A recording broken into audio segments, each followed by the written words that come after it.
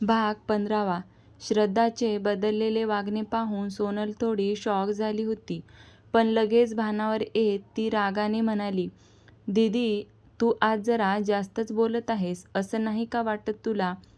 तुला जास्त वाटलं का? आता श्रद्धा बेडवर बसत तिच्याकडे रोखून पाहत म्हणाली, "दीदी, हा माज मला नंतर दाखव." सोनल चिडून म्हणाली, "शू, आवाज खाली बरं का. मोठ्या बहिणीवर असं आवाज चढून बोलू नये." श्रद्धा एकदम शांत स्वरात पण आवाजात जबर ठेवून म्हणाली, "आवाज चढवायचा." सोनल एक बोट दाखवून रागाने म्हणाली. तिचं बोट पकडून श्रद्धाने बोट खाली केलं. "हे बोट जरा ना सांभाळून ठेव, नाहीतर पुढच्या वेळी मोडायला वेळ लागणार नाही." श्रद्धा म्हणाली.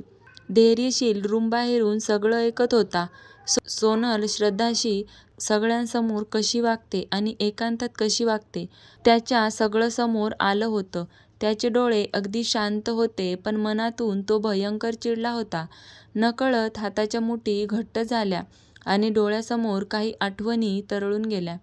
त्याने घट्ट डोळे मिटून लगेच घेतले आणि लगेचच उघडले. श्रद्धा बरोबर वागत आहे. समोरचा व्यक्ती आपल्याशी कसा वागतो तसंच आपण वागायचं.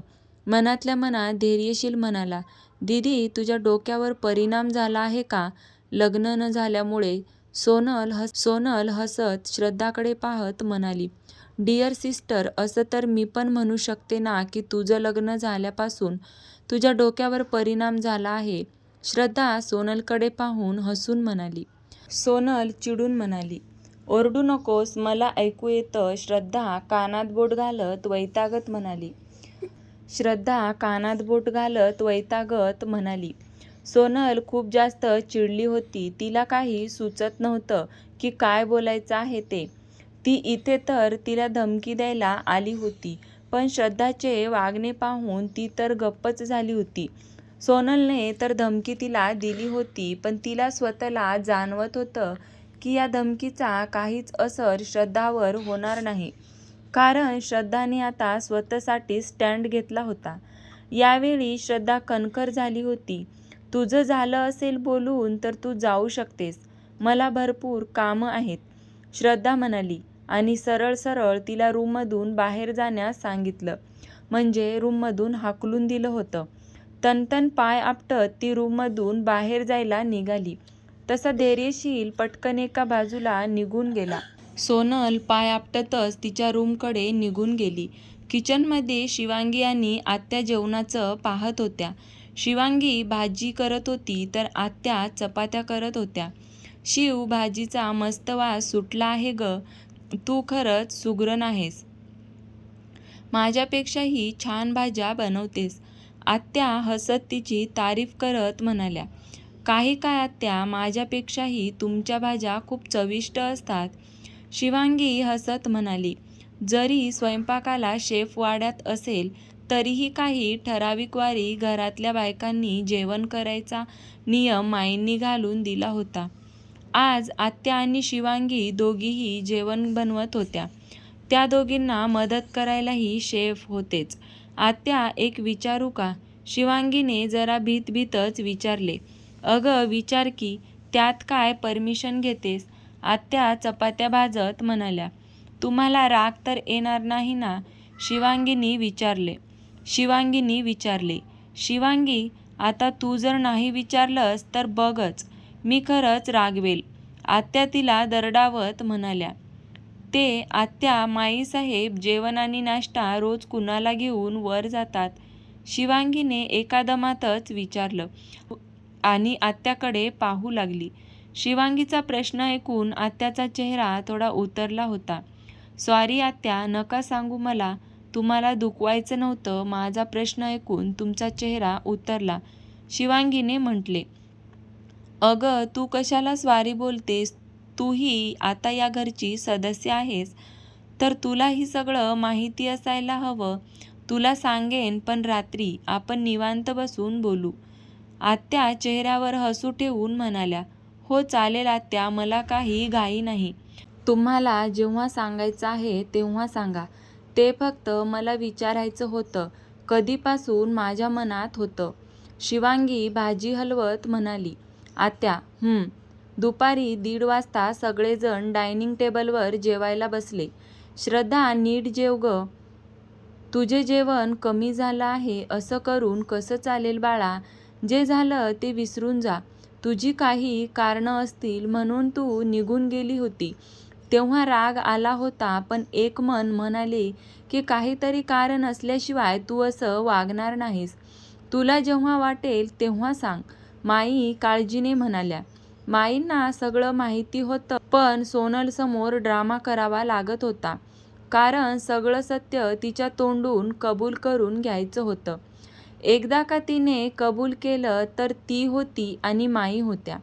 कारण सगळं काही त्या सहन करू शकतील, पण घराण्याच्या इज्जतीबाबत त्या खूप कठोर होत्या. त्याच बाबतीत सोनलने खूप मोठी चूक केली होती. तेही प्लॅन बनवून. त्यात तिने श्रद्धाचं आयुष्य खराब करण्याचा प्रयत्न केला होता. तिला गालबोट लागेल अशी वागली होती. माई, आपण जेवण करून घेऊ, नंतर बोलू या विषयावर. सोनलने विषय बदलण्याचा प्रयत्न केला आणि ते सगळ्यांना समजून गेलं होतं की सोनल विषय टाळत आहे. भीती वाटत होती तिला की तिने जे केलं आहे ते सगळ्यांना समजायला नको, पण तिला काय माहिती की सगळ्यांना सगळंच माहिती आहे. शिवांगी सगळ्यांना वाढत होती. वाढून झाल्यावर माई म्हणाल्या, शिवांगी तूही बस जेवायला. माई म्हणाल्या, हो माई. शिवांगी म्हणाली, माई ती बसेन नंतर, आपल्याला जेवण कोण वाढणार. सोनल शिवांगीकडे पाहत म्हणाली, तुझी वहिनी आहे आणि तुझ्यापेक्षा वयाने आणि मानाने ती मोठी आहे. ती करून नाही बोलायचं. धैर्यशील एक शब्दावर जोर देत आवाजात जबर ठेवून म्हणाला, भाई ते मी. सोनल बोलतच होती की धैर्यशीलने हात दाखवला. सोनल, तुझं लग्न झालं आहे त्यामुळे एवढे भान ठेव की तुझ्यापेक्षा वयाने किंवा मानाने असेल तर त्यांना मान द्यायला शिक. तू सरनोबत घराण्याची मुलगी आहेस, एवढं लक्षात ठेव. तुझ्यामुळे जर आपल्या संस्कारावर कोणी बोट ठेवलेलं मी खपून घेणार नाही. आय होप तुला समजलं असेल की मला काय म्हणायचं ते. धैर्यशील कठोर नजरेने पाहत म्हणाला, हो भाई, लक्षात राहील. पुन्हा असं नाही होणार. सोनल मान खाली घालून म्हणाली, पण मनातून मात्र भयंकर चिडली होती. या मिडल क्लास मुलीमुळे भाई आज माझ्यावर चिडला. हिला तर मी सोडणार नाही. भाईच्या आयुष्यात ही मुलगीच नकोय. रिया एकदम बेस्ट आहे भाईसाठी. काहीतरी म्हणून सोनल गालातल्या गालात हसत जेवण करत होती.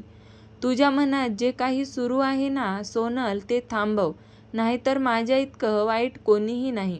तिच्या चेहऱ्यावरचे हावभाव पाहून कडक शब्दात तिला चेतावणी दिली. नाही नाही, माझ्या मनात असं काही नाही. सोनल थोडी भीतच म्हणाली, कारण माहीसाहेबाचा दरारा तसा होता. माईंनी चेतावणी दिली म्हणजे ती हलक्यात घेण्यासारखी नव्हती. असंच असलं पाहिजे, नाहीतर माझ्या इतकं वाईट कोणीही नाही. हे कायम लक्षात ठेव. लग्न करून तू जरी सासरी गेलीस तरी तुझ्यावर नेहमी नजर असणार आहे. वहिनीला आदर देत जा, हीच अपेक्षा कायम असेल.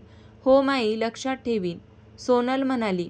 जेवण झाल्यावर सोनल सरळ तिच्या रूममध्ये निघून गेली. बाकीचे सगळे हॉलमध्ये येऊन बसले होते. धैर्यशील नजर असू द्या, मला शंका येते की नक्कीच काहीतरी करणार. शिवा, लक्ष ठेव सोनलच्या प्रत्येक हालचालीवर. कुणाला भेटते, कुणाशी बोलते, सगळी माहिती हवी आहे. माईंनी शिवावर एक नजर टाकत म्हणाल्या, हो माईसाहेब, तुम्हाला सगळी माहिती मिळेल. आपल्या खास माणसांना तसे सांगून ठेवतो. शिवाने म्हटले. रत्ना, जर का सोनलला सांगितलंस तर याद राख. माईंनी रत्नाला चेतावणी दिली. नाही, काही मी बोलणार नाही, रत्ना म्हणाल्या. धैर्यशील, संध्याकाळी सुनबाईला फिरायला घेऊन जा. आता हे मी सांगावं का तुला. माई धैर्यशीलकडे रोखून पाहत म्हणाल्या. माई, जातो घेऊन, ओरडू नकोस ग. धैर्यशील चेहरा वेडावाकडा करत म्हणाला. सगळ्यांनी आता जा, चला सगळ्यांनी आता जरा आराम करा. माई जागेवरून उठत म्हणाल्या. त्या उठल्या तसे सगळेजण उठून उभे राहिले. हो माई, तुम्ही आराम करा, देवराज म्हणाले. हो माई, सगळेजण आपापल्या रूममध्ये निघून गेले. धैर्यशील रूममध्ये एकटाच येऊन बसला होता. त्याची अर्जंट मीटिंग होती. शिवांगी सोफ्यावर आरामात बसून पुस्तक वाचत बसली होती. तिला वाचनाची आवड होती. धैर्यशील शिवांगीला मध्ये मध्ये पाहत होता. आपसुकच त्याची नजर तिच्या चेहऱ्यावर जात होती. तिच्या चेहऱ्यावर केसाच्या बटा येत होत्या. त्यामुळे तिच्या कपाळावर सूक्ष्म अटी पडल्या होत्या. टिकटॉक पिन लाव म्हणजे त्या बटा तुला त्रास देणार नाहीत. लॅपटॉपमध्ये पाहत धैर्यशील म्हणाला. त्याच्या आवाजाने शिवांगीने पुस्तकातून डोकं वर काढलं आणि त्याच्याकडे एक नजर पाहिले. आता हे काय म्हणाले? शिवांगी मनातच म्हणाली. टिकटॉक पिन लाव म्हणजे तुला पुस्तक वाचताना बटाचा त्रास होणार नाही. धैर्यशील लॅपटॉपमध्ये पाहत म्हणाला. हे तर माझ्या लक्षातच आले नाही. शिवांगी हळूच पुटपुटली आणि उठून ड्रेसिंग रूमकडे निघून गेली. तर कशी वाटली तुम्हाला आजची ही कथा? कथा आवडल्यास कथेला लाईक करा, कारण तुमच्या एका लाईकमुळे माझी कथा अनेक लोकांपर्यंत पोहोचेल. त्यासाठी कथेला एक लाईक नक्की करा आणि चॅनलवर नवीन असाल तर लगेच आपल्या चॅनलला सबस्क्राईब करा. पुढचा भाग आपण लवकरच पाहणार आहोत. धन्यवाद.